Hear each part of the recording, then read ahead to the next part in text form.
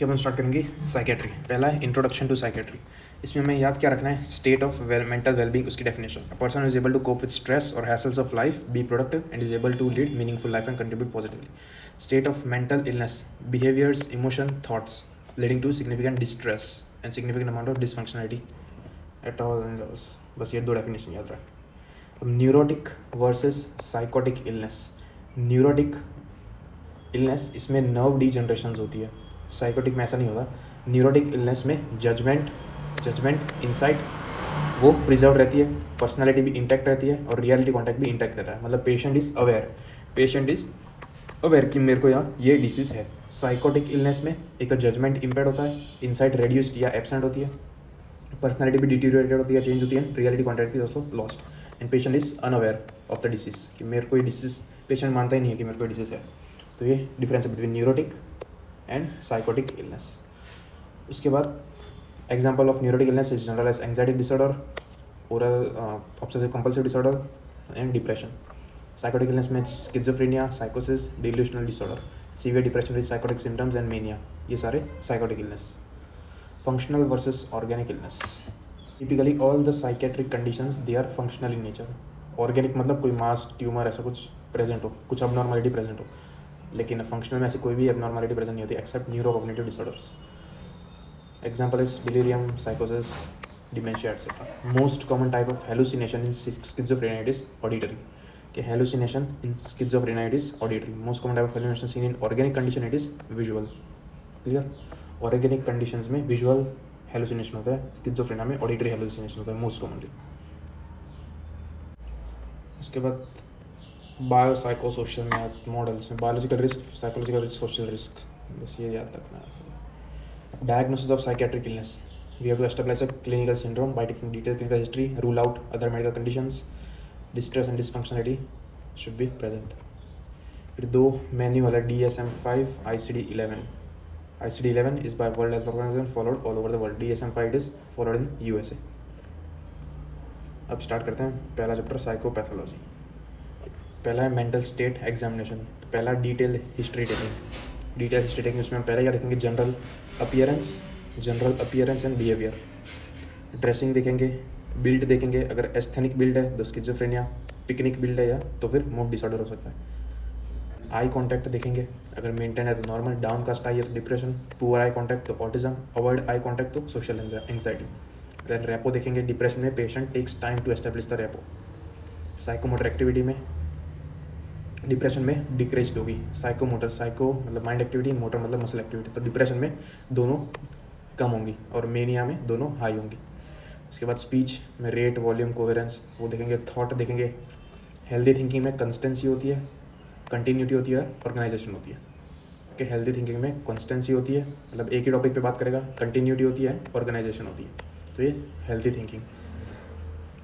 तो ये सब चीज़ें हम देखेंगे। Generalised appearance and behaviour, dressing, build, eye contact, rapport, psychomotor activity, speech and thoughts. Thought disorders, formal thought disorder, significantly compromise consistency, continuity and organisation, जो हमने पहले देखा। इसमें लूजनिंग ऑफ एसोसिएशन होता है, loosening of association, connection between the words and sentence is lost, jumbled words, word salad etcetera. कि connection between words and sentence is lost, loosening of association. Neologism, new words form करता है patient, seen in schizophrenia. Features of formal thought disorder, तो एक तो derailment, omission, substitution, drivelling, fusion, new thoughts added to the old thinking. ये formal thought disorders, derailment, omission वो याद रखना, और फ्यूजन। फिर thought stream disorder, problem in the continuity and tempo, flight of ideas, retarded slow tempo, seen in depression, circumstantiality. Circumstantiality मतलब patient एक चीज़ की बात कर रहा होता है, फिर कहीं और चला जाता है, वापस फिर वही टॉपिक पे आता है, तो ये सर्कमस्टेंशियलिटी। फिर रिटार्डेड या slow tempo, seen in depression. Continuity, thought block होगा, block in the thought process, preservation beyond the point of relevance, ये थॉट स्ट्रीम डिसऑर्डर। फिर थॉट कंटेंट डिसऑर्डर, उसमें डिल्यूजन, फॉल्स फिक्स्ड बिलीफ, मतलब पेशेंट को लगेगा कोई मेरे को मारना चाहता है, हम कहेंगे कि कोई नहीं मारना चाहता, फिर भी वो कहेगा कि नहीं कोई मारना चाहता है, तो fixed belief and false belief, तो वो डिल्यूशन। देन आइडिया होता है false and fluctuating belief, over valued idea is idea with too many emotion, हमारे लिए डिल्यूशन याद रखना। Delusion of misidentification, delusion of self doubles, doppelganger. Thought possession disorders, इसमें thought alienation seen in schizophrenia. Thought alienation में 3 चीज़ें आती है, thought insertion, thought broadcast and thought withdrawal. Thought insertion मतलब कोई पेशेंट के अंदर थॉट्स इंसर्ट कर रहा है, तो वो थॉट इंसर्शन। फिर थॉट ब्रॉडकास्ट मतलब बाहर का कोई भी आदमी पेशेंट के थॉट्स को पढ़ सकता है, देख सकता है, तो वो थॉट ब्रॉडकास्ट। थॉट विड्रॉल मतलब thoughts taken away by someone, कोई बार इंसान पेशेंट के थॉट ले सकता है, तो thought withdrawal. Thought insertion, thought broadcast and thought withdrawal. फिर obsession and compulsion. Obsession is one's own thought repeated distressing, fear of contamination and dirt. फिर compulsion physical और मेंटल। फिजिकल में हैंड वॉशिंग, मेंटल में chanting something repeatedly, seen in OCD। Clear. तो ये thought possession disorders. इसके बाद mood versus affect. Mood में quality mood up होगा इन यूफोरिया, मूड डाउन होगा इन डिस्थाइमिया। फिर सब्जेक्टिव मतलब how the person feels and objective मतलब how we feel the person is feeling. Restricted emotions seen in schizophrenia and reduced reactivity seen in depression and schizophrenia. Reduced reactivity. इसके बाद hallucinations. Hallucinations, they are perceptions without stimuli. Okay, perceptions without stimuli. They can be auditory, visual, gustatory, tactile or olfactory. Auditory seen in schizophrenia, visual seen in organic and neuronal disorder, gustatory seen in temporal lobe epilepsy, tactile in cocaine bugs, olfactory again in temporal lobe epilepsy. तो ये याद रखना है। Hallucination, it is perception without stimulus based on the sensory system. Clear. इसके बाद special hallucination, extra campine hallucination beyond the sensory field, reflex hallucination, functional hallucination, it requires a stimulus. True versus pseudo hallucination, not important.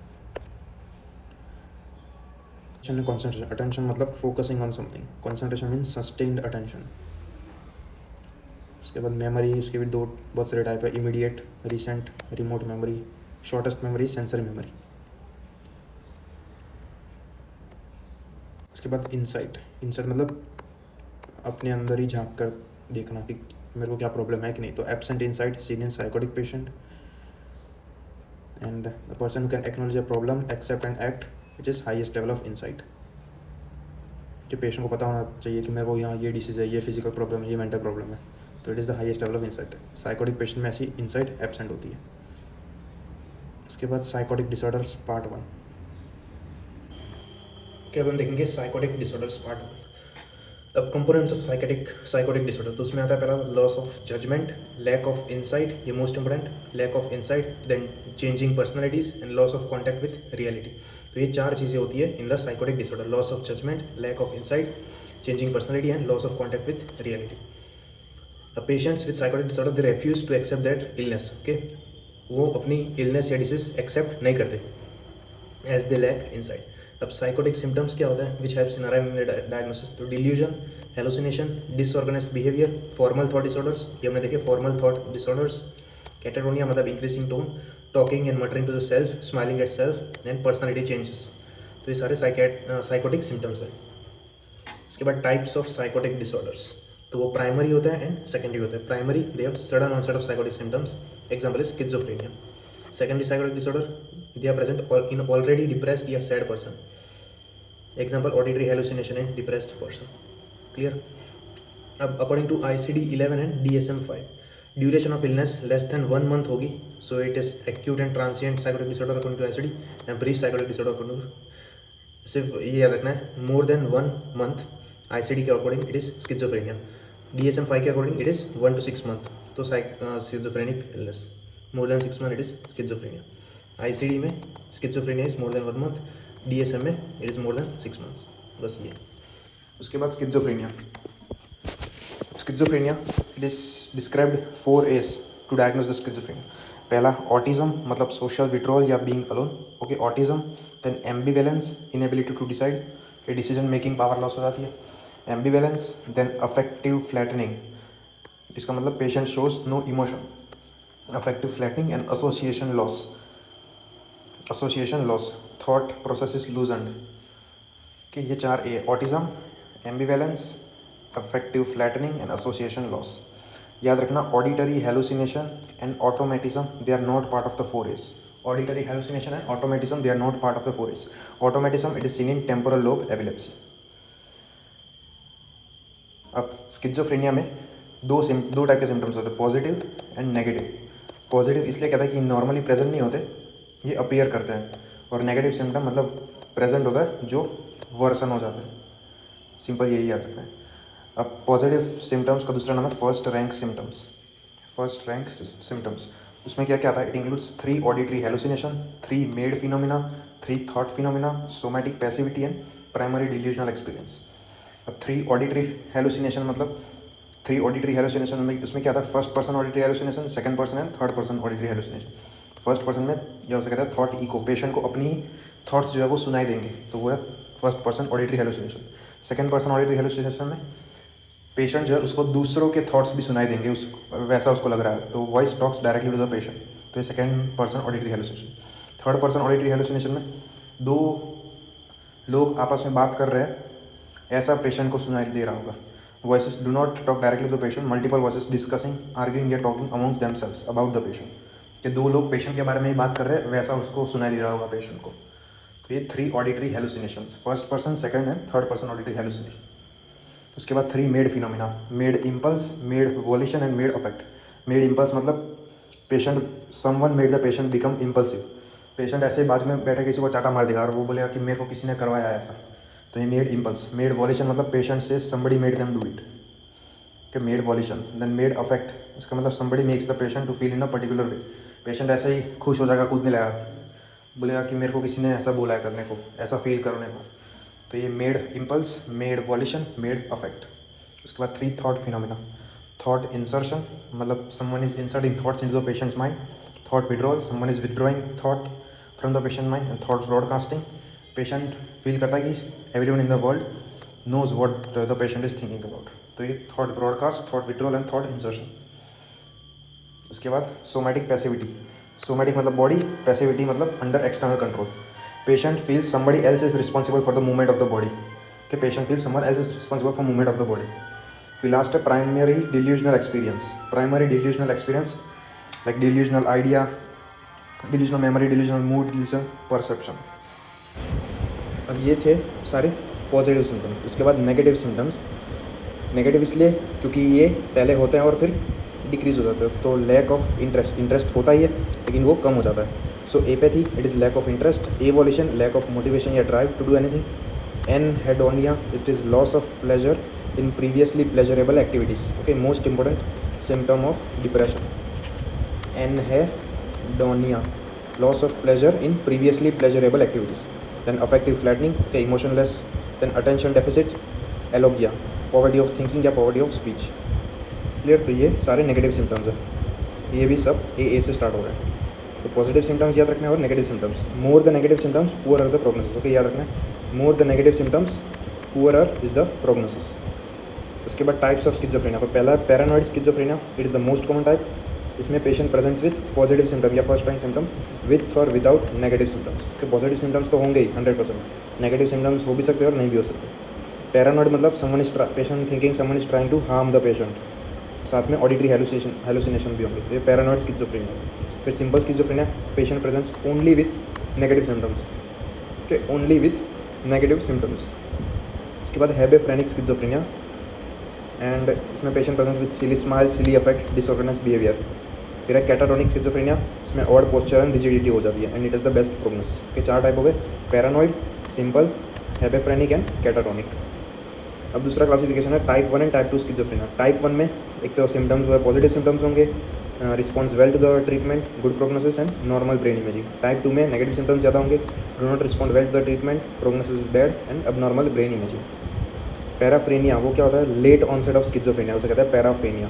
पैराफ्रेनिया, late onset begins after 40 years, very late onset begins after 60 years. अब risk factors of schizophrenia, तो पहला है perinatal insult like hypoxia, premature birth, maternal complication, infection etcetera. Perinatal insult, low socio economic status, urban settlement, generally causes less than 50%। इसमें most important risk factor is monozygotic twin, monozygotic twin 47% risk factor. Both parents schizophrenic होगी तो 40% chance है कि बच्चे वो भी होगा। तो ये दोनों मोस्ट इंपॉर्टेंट रिस्क फैक्टर्स है, monozygotic twins and both parents. उसके बाद first degree relatives, it is a multifactorial disease. Stress, अब कौन से हार्मोन इंक्रीज होता है? तो डोपामिन, डोपामिन इंक्रीज़ होता है, सेरोटोनिन वो भी इंक्रीज़ होता है, नॉर एड्रेनालिन वो भी इंक्रीज़ होता है। कम कौन से होंगे? गाबा कम होता है, गाबा इस डिक्रीज, गाबा डिसफंक्शन होता है। ग्लूटामेट टॉक्सिसिटी मतलब वो भी इंक्रीज़ होता है। तो ये डोपामिन लेवल इंक्रीज़ होता है, वो मोस्ट इंपॉर्टेंट फैक्टर है। Increasing dopamine is the major factor.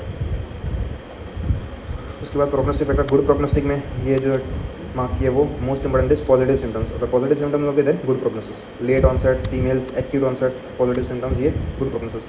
Bad prognosis में early onset males, chronicity and negative symptoms and history of substance use disorder, तो इट इज बैड प्रोग्नोसिस। उसके बाद management, तो management में यूज ड्रग इज एंटीसाइकोटिक्स। उसमें भी typical antipsychotic होती है और ये टिपिकल जो होती है वो सिर्फ D2 रिसेप्टर को ब्लॉक करती है।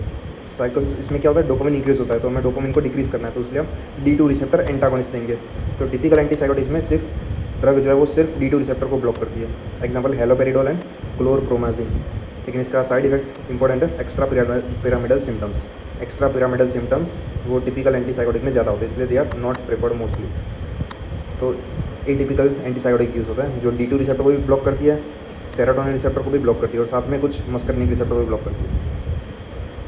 इसमें एक्स्ट्रा पिरामिडल सिम्टम्स नहीं होते, या होते हैं तो भी बहुत कम होते हैं।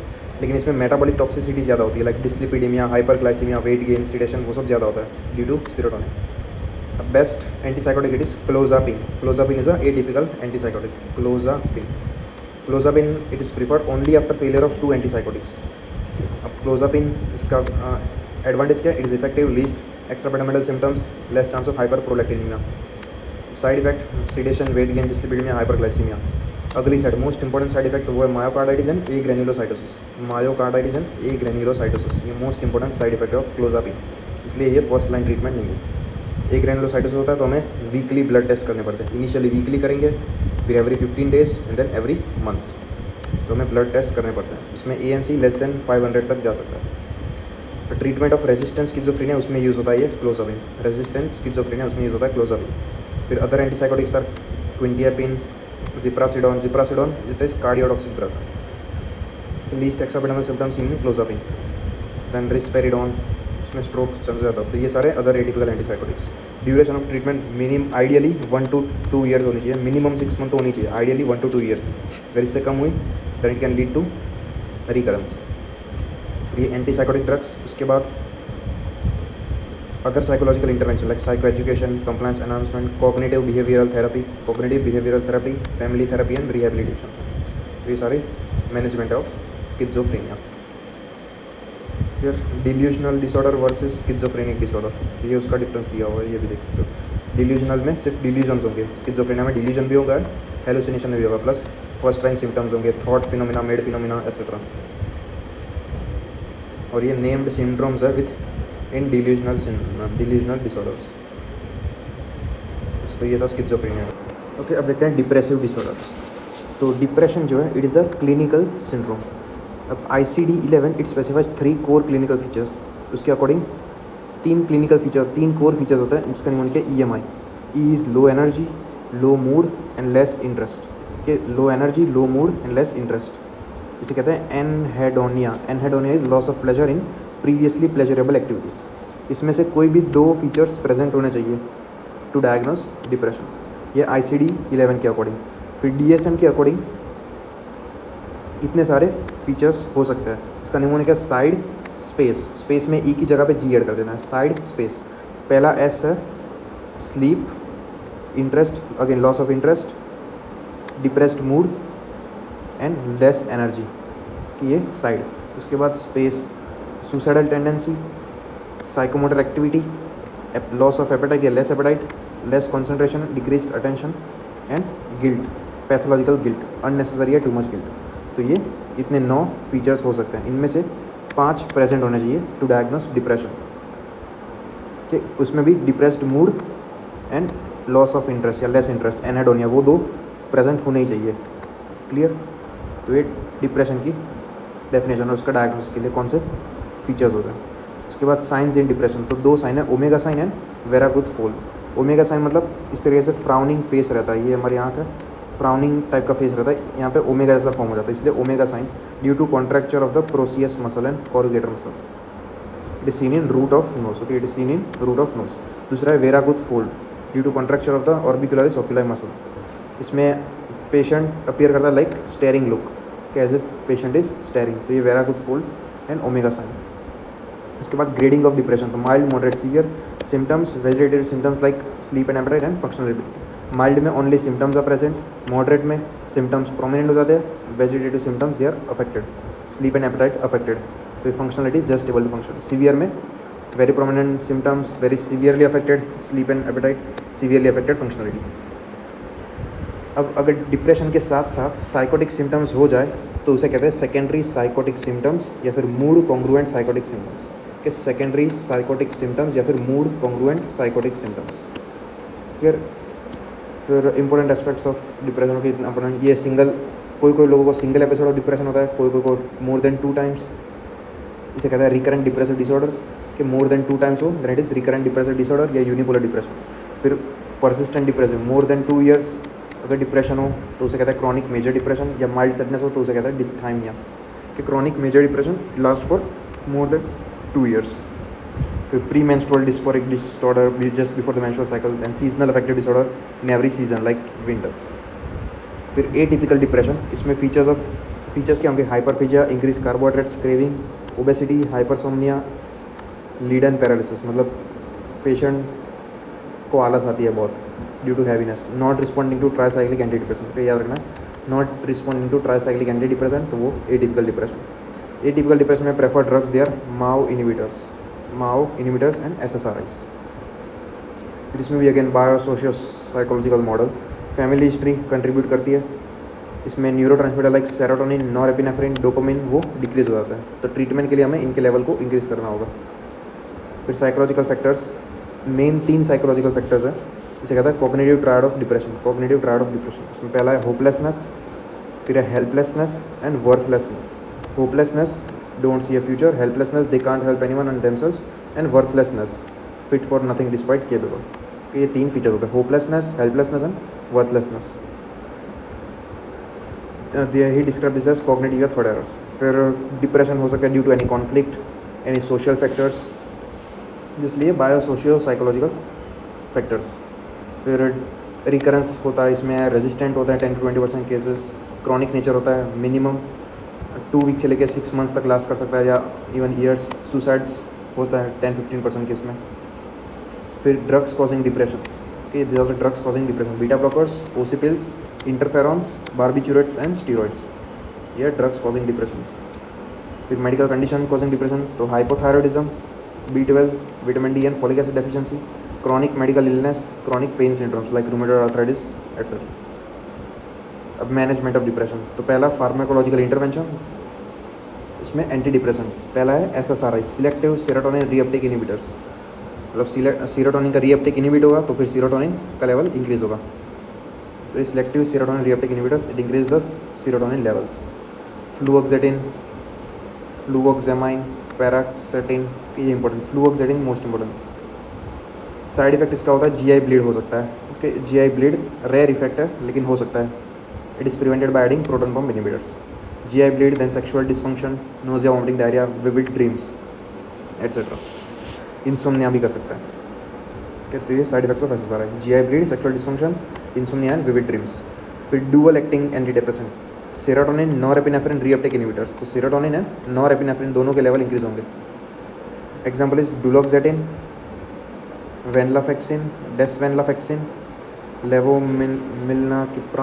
मिलनाकिप्रान की. उसमें से venlafaxine and desvenlafaxine they cause hypertension, ये उनका साइड इफेक्ट है. This drugs are used in the patients drive, motivation, energy levels are low. ये हाइपरटेंशन करता है वेनलाफ्लेक्सिन एंड डेसवेनलाफेक्सिन. दोनों की एफिकेसी सिमिलर है, SSRIs की एंड SNRIs की. अब ये जो SSRI एंड SNRIs है, they cause insomnia. So they are preferred in hypersomnia patient. Hypersomnic patient मतलब जिसको नींद ज़्यादा आती है उनमें दे सकते हैं ये SSRI एंड SNRI. दूसरा है sedative antidepressants, they are tricyclic antidepressant, mirtazapine and trazodone. ये हम they are sedative antidepressant, तो ये हम देते हैं इन इंसोमनियाक पेशेंट्स. क्लियर, ये मैंने बता दिया। फिर antidepressant causing weight gain, maximum weight gains by mirtazapine, lesser weight gain bupropion. Bupropion जो है वो भी नॉरएपिनेफ्रिन डोपामिन लेवल के इंक्रीज करता है। Improve attention, decrease seizure threshold, worsens the साइकोसिस। ओके, याद रखना है, इट वर्सन्स द साइकोसिस। फिर एंजियोजेनिक इफेक्ट है, so it cause insomnia. Anxiogenic मतलब एंग्जाइटी प्रोड्यूस करता है, इसकी वजह से इंसोम्निया होता है। दूसरा, it is used in nicotine cessation. Okay, bupropion बहुत इंपॉर्टेंट है, इतने सारे इंपॉर्टेंट फीचर्स हैं। निकोटिन सीजेशन के लिए मतलब स्मोकिंग सीजेशन के लिए भी यूज़ हो सकता है यार बुप्रोपियोन। उसके बाद सेक्सुअल इश्यूज होता है इन डिप्रेशन, तो depression decrease libido, the drugs also cause depression sexual dysfunction. Anti depression that do not affect sexual functioning, it is bupropion. फिर एंटी डिप्रेशन के उसको हम कंबाइन करके दे सकते हैं, या उसके साथ lithium, antipsychotics, electroconvulsive therapy, light therapy, thyroxine, folic acid supplementation, ये सारी एड ऑन ट्रीटमेंट्स हैं अलॉन्ग विद एंटी डिप्रेशंस। अब ड्यूरेशन ऑफ ट्रीटमेंट, तो it takes 2 to 3 weeks to show the effect. Okay, 2 to 3 weeks to show the effect. Minimum, ideally 9 to 12 months. 9 to 12 months of treatment are required after one episode, but minimum 6 to 9 months. Okay, ideally 9 to 12, but minimum 6 to 9 months. और कोई अगर recurrent depressive disorder होता है, lifetime treatment is required. अगर suddenly patient stop कर देगा anti depression, तो withdrawal symptoms आएंगे, anger, insomnia, agitation, headache, nausea, vomiting, के विड्रॉल सिम्टम्स आएंगे immediately after cessation of anti depressions, and they are more in first 2 weeks में ज़्यादा होता है withdrawal symptoms, and they are maximum with paroxetine, venlafaxine and desvenlafaxine. Safest one are fluoxetine, bupropion and agomelatine. Okay, fluoxetine, bupropion and agomelatine. तो ये हमारी थी pharmacological intervention में antidepressants थे। क्या क्या थे? SSRIs थे, SNRIs, tricyclic antidepressant, mirtazapine, ऐसा कुछ था, ये मेन ड्रग्स। उसमें से safest one are fluoxetine, bupropion and agomelatine, FBA। इसके बाद psychological intervention, mild to moderate depression, they are treated with this therapy only. तो पहला है cognitive based therapy, then interpersonal psychotherapy, solution focused therapy and psychodynamic या psycho analytical therapy. तो ये 4 therapies होती है, cognitive based, interpersonal, solution focused and psycho analytical, psychodynamic. तो ये था डिप्रेशन के बारे में। हमने उसके सारे फीचर्स देख लिए, उसकी मैनेजमेंट देख ली, बायोसोशियो साइकोलॉजिकल फैक्टर्स देखा, कौन सा न्यूरोट्रांसमीटर डिक्रीज होता है वो देखा, उसके ग्रेडिंग देखा और साइंस। उसके बाद देखते हैं बाइपोलर डिसऑर्डर। अब नॉर्मल जब मूड होता है हमें उससे हम कहते हैं यूथाइमिया। यूथाइमिया मतलब normal mood, no distress, no dysfunctionality. Euthymia, no distress, no dysfunctionality. Depression में क्या होता है, परसिस्टेंटली हमारा मूड जो है वो लो रहता है।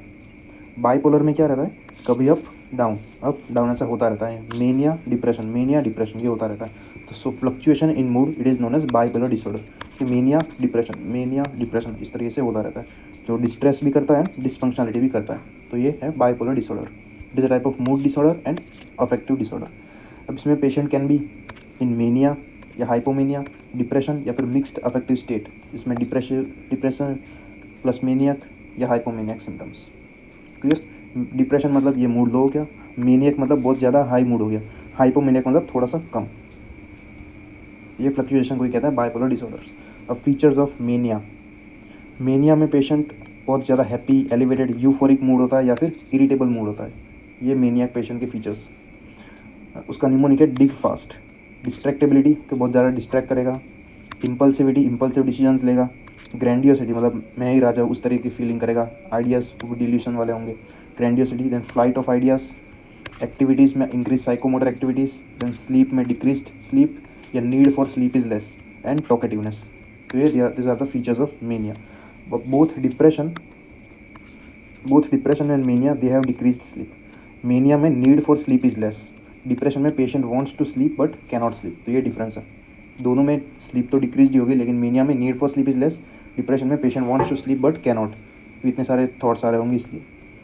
Diagnosis of mania, if the patient is in happy mood तो कोई भी 3 फीचर्स चलेंगे, if the patient is in irritable mood then 4 features should be present, and symptoms 1 week of symptoms.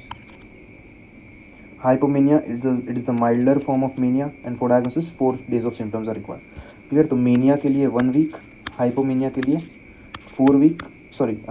4 days, depression के लिए जो था वो था 2 week। तो ये ड्यूरेशन ऑफ सिम्टम्स हो गए। मेनिया के लिए 1 week, हाइपोमेनिया के लिए 4 days, डिप्रेशन के लिए 2 weeks। Difference between hypomania and mania, hypomania में 4 दिन, इसमें 1 वीक। हाइपो में माइल्ड होता है, मीनिया सीवियर होता है।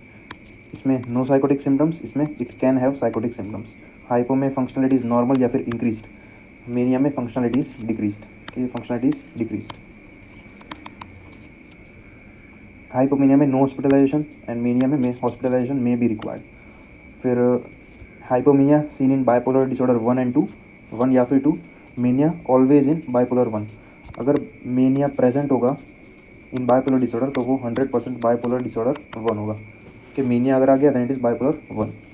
तो बाइपोलर डिसऑर्डर 2 टाइप के होते हैं, 1 एंड 2। टाइप 2 में हाइपोमीनिया प्लस डिसऑर्डर हो सकता है, but it never goes beyond hypomania. अगर मीनिया हो गया then it becomes type 1।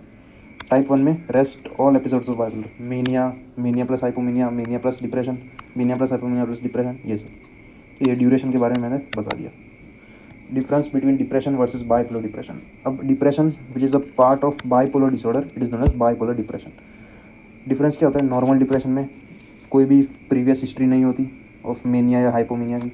Onset depression का होता है 25 to 35 ईयर्स। बाइपोलर डिप्रेशन में यंगर ऑनसेट होता है 15 to 25, क्योंकि बाइपोलर डिसऑर्डर वो यंग एज में होता है और डिप्रेशन थोड़ा सा ओल्डर एज में। बाइपोलर डिप्रेशन में एटिपिकल फीचर्स होंगे, सब्सटेंस यूज डिसऑर्डर होगा, साइकोमोटर रिटार्डेशन होगा, मतलब slow activities, decreasing speed of the activities हो जाएगा, साइकोमोटर रिटार्डेशन।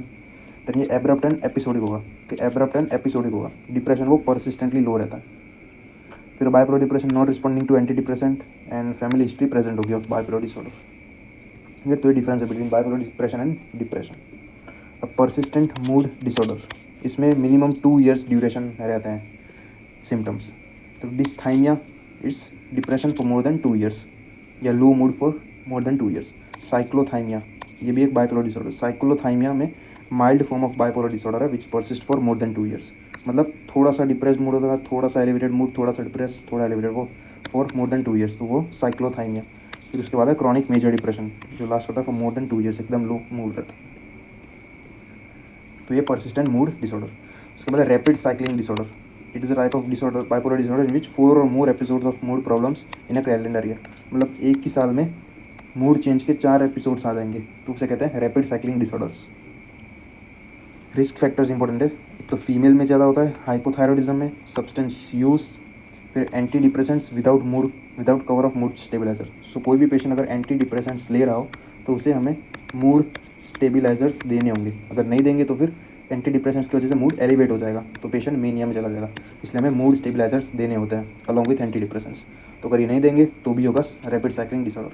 फिर bipolar type 2 patients, cyclothymia, hyperthymic patients, this are the risk factors of rapid cycling disorder, जिसमें 4 या उससे ज़्यादा एपिसोड्स होते हैं of mood problems in single year.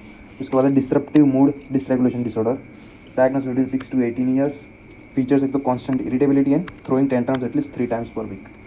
Disruptive mood dysregulation disorder, clear? तो इतनी चीज़ें। उसके बाद मैनेजमेंट, लास्ट में मैनेजमेंट ऑफ बाइपोलर डिसऑर्डर। तो पहला by pharmacological interventions. Acute management में इररिस्पेक्टिव ऑफ द फेज हम लिथियम एंड इलेक्ट्रोकन्वर्सिव थेरेपी ले सकते हैं। लिथियम एंड इलेक्ट्रोकन्वर्सिव थेरेपी वो हमारा go to management. Lithium is the gold standard used as mood stabiliser.